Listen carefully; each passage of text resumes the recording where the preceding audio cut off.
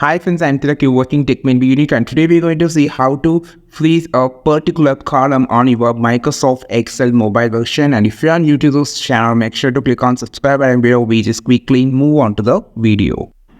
So how to freeze column in your Microsoft Excel mobile, just going to show in this video. So first of all, I just open a black document show. So then I just need to freeze the first column.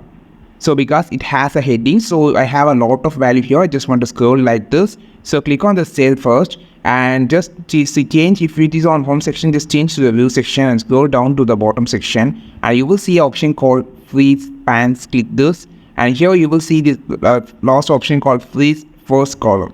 So you just want to click on this, which will freeze the first column.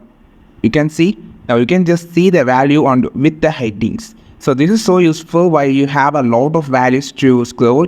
So this is how you just freeze the first column on your Microsoft Excel mobile. I think this video helped you a lot. Like this video, share this video, subscribe to this channel. If you have any comment out about the Excel mobile, you just comment below. I will make a video about it.